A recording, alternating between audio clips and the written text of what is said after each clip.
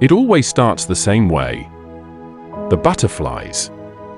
The long talks that go deep into the night.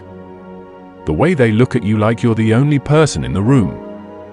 And for a moment, maybe longer, you think this time, maybe it's different.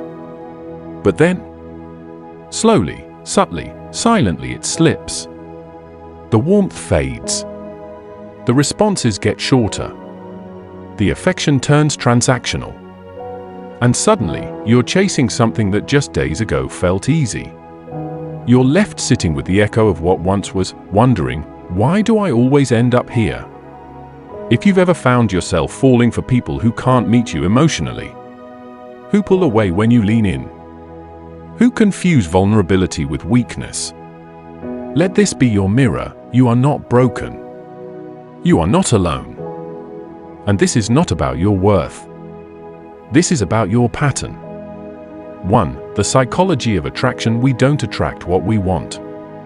We attract what feels familiar.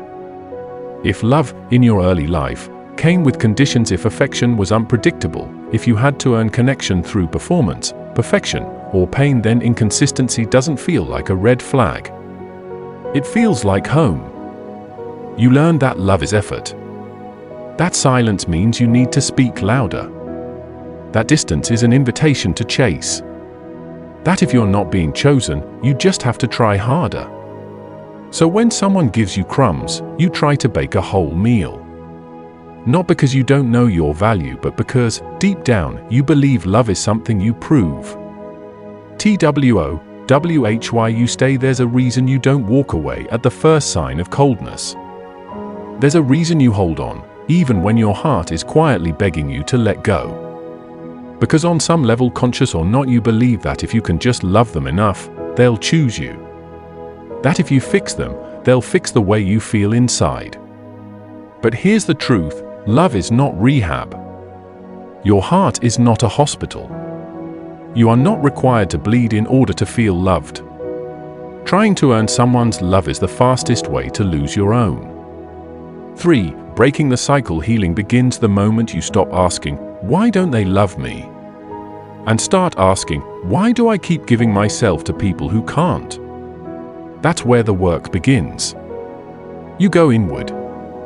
You reparent the part of you that was taught that love has to hurt to count. You stop begging for crumbs and start setting boundaries like fences around your heart. Not walls to keep love out, but gates to protect your peace.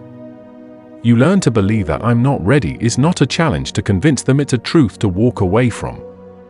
You stop auditioning. You stop fixing. You stop pouring into bottomless wells. Because you finally realize you attract what you believe you deserve. And when you truly believe you deserve available, present, reciprocated love, everything changes. The truth about love doesn't have to be a puzzle.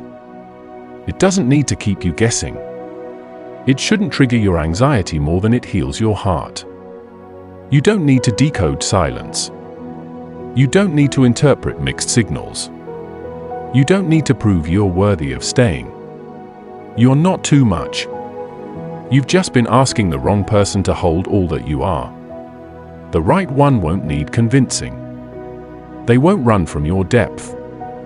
They'll show up consistently, fully, and without conditions. Not because you earned it, but because you finally stopped settling for people who couldn't meet you where you already are. Love is not supposed to confuse you. It's supposed to see you, hold you, meet you, and stay. You don't have to chase love. You just have to choose it in the mirror first. And when you do, you'll stop falling for potential and finally start rising with truth.